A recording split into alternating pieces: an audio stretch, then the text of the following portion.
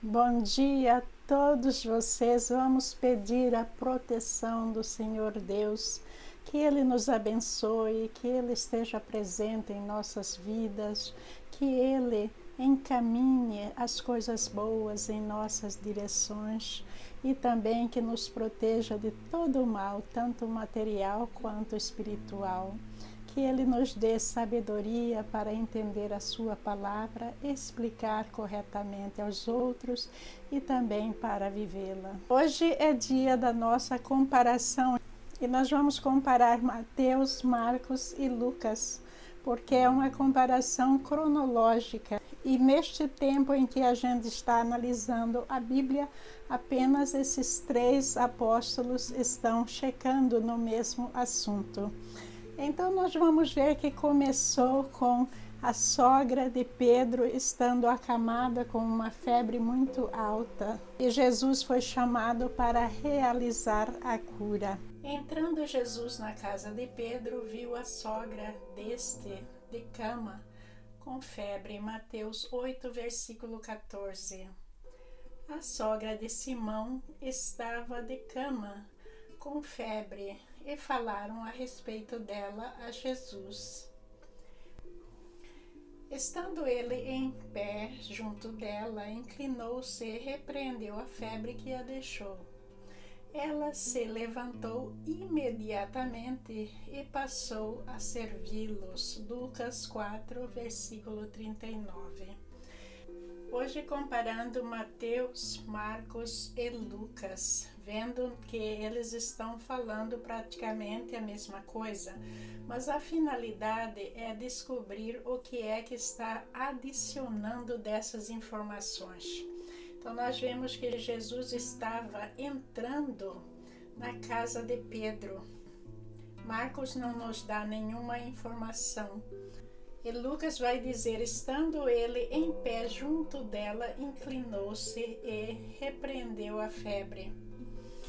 Lucas gosta de dar mais detalhes sobre a cura e como aqui nós estamos vendo como que Jesus estava agindo para realizar essa cura. Ele inclinou-se e repreendeu a febre. Normalmente a gente pensa que a gente repreende o demônio, mas a gente deve repreender as doenças também. Nós estamos aqui aprendendo isso. Entrando Jesus na casa de Pedro, aí nós sabemos exatamente onde Jesus estava. E sabemos que Jesus foi lá e curou a sogra de Pedro, porque que estava de cama e com febre. De cama e com febre. E aqui está dizendo, a sogra de Simão estava de cama. Quem é Simão? Simão Pedro. É o mesmo Pedro que ele entrou na casa que se chamava Simão Pedro. E falaram a respeito dela a Jesus. Essa informação só está dando em Marcos. Está claro para nós que alguém falou com Jesus sobre a febre da sogra de Pedro, talvez Pedro ou talvez o próprio Lucas. E daí nós vamos ver que Jesus curou essa febre, né, que a deixou, quer dizer que ela foi curada. E a sogra de Simão estava de cama, e ela foi curada e se levantou imediatamente e passou a servi-los.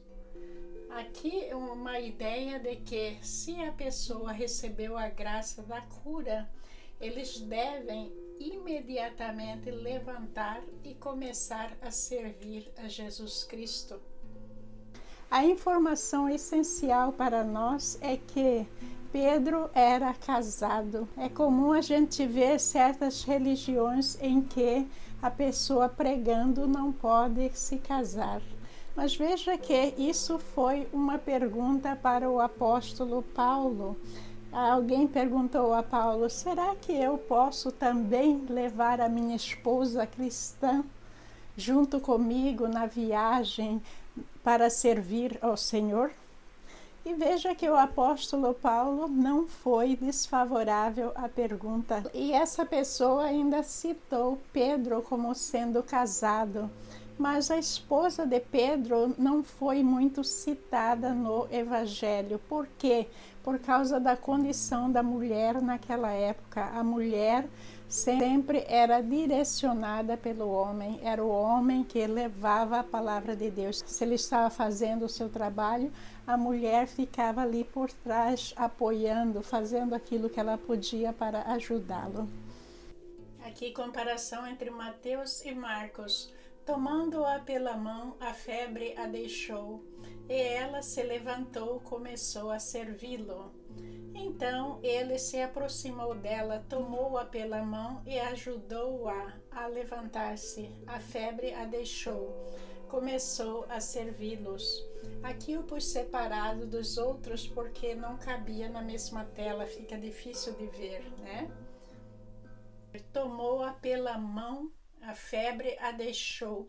Aqui também dizendo o ato de curar, foi pelo toque que Jesus curou ela. E ela levantou e começou a servi-lo, começou a servir Jesus. A mesma coisa que foi dito no versículo passado. Então ele se aproximou dela, tomou-a pela mão e ajudou-a a levantar-se. A febre deixou. Está bem semelhante. Está implícito que quando ela se levantou e começou a servi-lo, ela estava curada. E Lucas mostrando, enfatizando que a febre da sogra de Pedro era uma febre muito alta. Isso porque naquela época era muito comum as pessoas terem febre por falta de conhecimento, por falta de medicamento. Eles não sabiam de onde as infecções estavam vindo. Como hoje a gente tem muito recurso, mas naquela época eles não tinham. Então, se alguém estava com uma febre alta, geralmente ela viria ao óbito por falta de assistência. Lucas era um médico e ele estava nos dizendo que era uma febre alta, porque para a gente saber o valor dessa cura de Jesus. Não é uma febrezinha qualquer, como a gente vê alguém com febre hoje em dia, dá algum remédio, alguma coisa básica que não precisa nem de receita médica às vezes, mas naquela época era um assunto muito sério estar com febre, equivalente a ter câncer no dia de hoje. Vejam como é sério.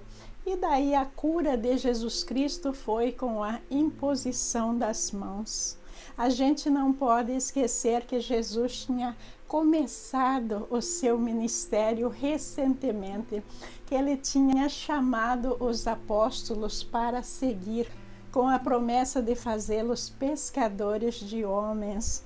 E era exatamente isso que Jesus estava fazendo. Jesus estava ali atendendo a multidão, Jesus estava curou a sogra de Pedro. Mas lembrem-se que esses apóstolos, eles estavam passando por um treinamento intenso para levar a palavra de Deus, para realizar cura, para fazer maravilhas na ausência do nosso Pai. Os apóstolos já estavam aprendendo duas coisas sobre a cura. Uma delas é através do toque, através da imposição das mãos que eu falei. E a outra também, como Lucas está enfatizando, que Jesus repreendeu a febre. Veja que todo o mal que vem para nós deve ser repreendido. As artes satânicas, as coisas ruins que a gente adquire no corpo, porque a gente não sabe a natureza das coisas, mas Jesus sabia. E parece para mim, porque Jesus repreendeu a febre, que era também algo ligado com o lado espiritual da sogra de Pedro. E Jesus repreendeu a febre como a gente repreende o Satanás. A sogra de Pedro também não foi muito mencionada na Bíblia, mas nós aprendemos aqui que ela vivia com Pedro e a sua mulher. Então, a gente pode deduzir disso que se ela vivia com os dois, ela provavelmente era uma viúva. Jesus tomou a mão da enferma e a febre passou, a enferma levantou e começou a servi-lo. Parece ser uma história muito simples, mas a gente tem que lembrar desse treinamento. Aí Jesus estava ensinando sobre a pessoa que recebe a bênção, a pessoa que recebe uma dádiva maravilhosa como a cura. O que é que ela deve fazer em seguida? Qual é o próximo passo a dar? Levantar do seu leito, reagir positivamente, servindo o Pai, fazendo o melhor possível para ser um cristão agradecido. Veja que em tudo na nossa vida a gente tem que olhar com os olhos cristãos para a gente ver aquilo que a gente pode fazer. Não pelas pessoas que muitas vezes nem merecem, pessoas que estão num pecado muito grande, mas também nesse pecado a gente vê a necessidade. Então, a gente não faz exatamente pelo pecado do pecador, mas a gente faz por amor ao pecador. E amando ao pecador, a gente está servindo a Jesus Cristo. Isso é algo que a gente tem que ter sempre em mente, o ato de servir a nosso Senhor Jesus Cristo, porque as nossas bênçãos são inúmeras. A gente não pode se acomodar, sentar lá na cadeira e ver tudo à nossa volta virando de ponta cabeça. A gente tem que fazer aquilo que estiver ao nosso alcance para ajudar a causa do Pai. Agora comparando Mateus, Marcos e Lucas. Ao anoitecer foram trazidos a ele muitos endemoninhados, e ele expulsou os espíritos com uma palavra e curou todos os doentes. Mateus 8,16. Ao anoitecer, depois do pôr do sol, o povo levou a Jesus todos os doentes e os endemoninhados. Marcos 1,32. Ao pôr do sol, o povo trouxe a Jesus todos os que tinham vários tipos de doenças, e ele os curou, impondo as mãos sobre cada um deles. Aí nós vemos que o momento dessa cura foi à noitinha, não era noite alta. Então nós temos uma ideia do tempo, qual que era a hora que Jesus fez essa cura. Foram trazidos a ele muito endemoninhados. Aqui está dizendo quem trouxe a ele. O povo levou a Jesus todos os doentes e endemoninhados, acrescentando que não eram só os endemoninhados, mas também os doentes. O povo trouxe a Jesus todos os que tinham vários tipos de doença e ele os curou. Aqui Lucas está dizendo que era todo tipo de doença, material e espiritual. Uma informação que só Lucas está dando, porque ela era médico, a forma da cura que foi impondo as mãos sobre cada um deles.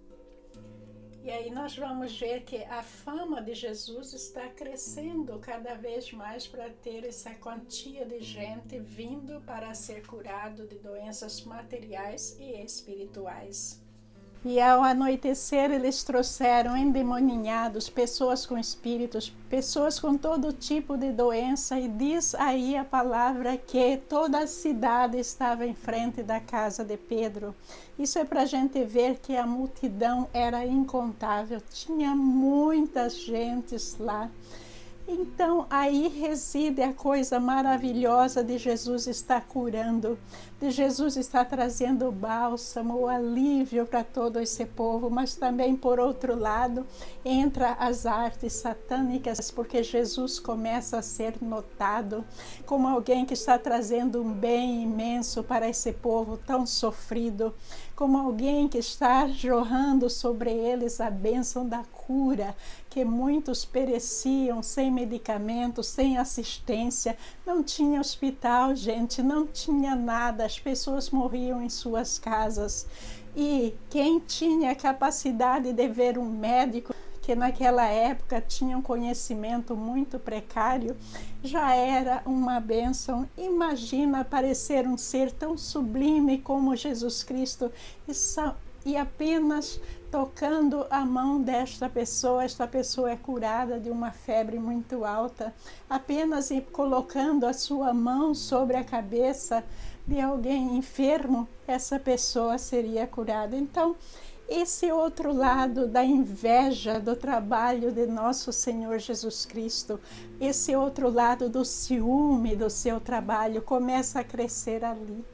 Porque os sacerdotes, os rabinos, as pessoas que estavam lá nas sinagogas, nos templos, eles não tinham essa capacidade, eles não tinham essa força de nosso Senhor Jesus Cristo.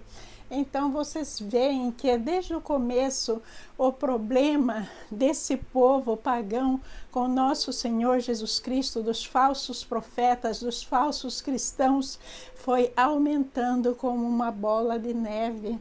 E nós vamos ver que Jesus vai chegar um dia à crucificação.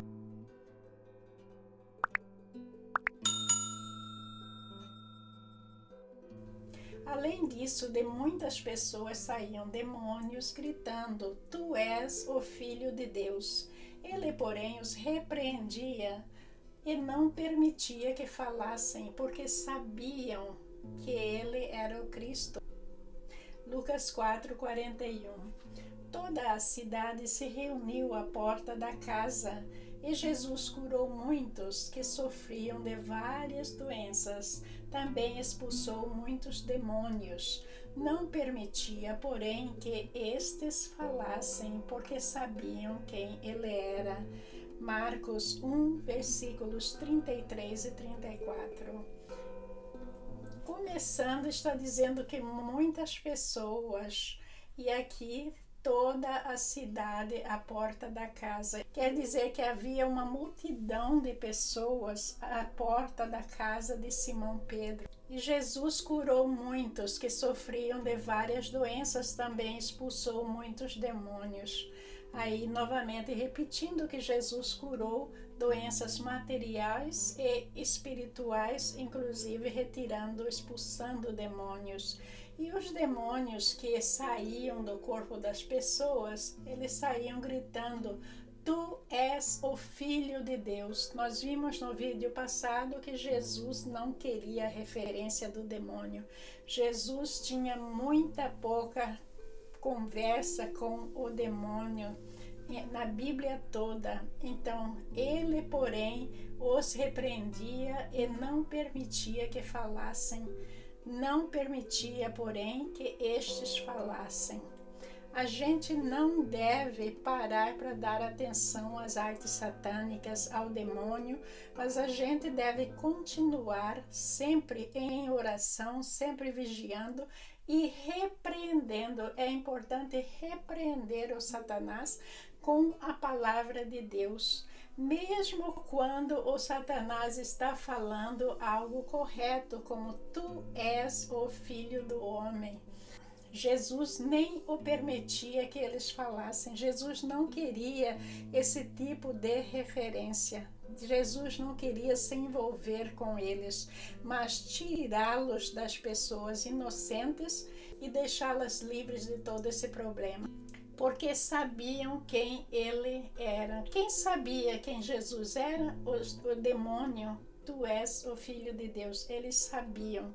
Eles sabiam da credibilidade de Jesus, eles sabiam do poder de Jesus e estavam tentando de alguma maneira chamar a atenção ou talvez intimidar Jesus ou fazer que Jesus mudasse de ideia. Quero que vocês notem aí que tanto os demônios como esses espíritos que está falando aí são todos demônios, são todos seres que eles tomam posse da pessoa e agem pela pessoa.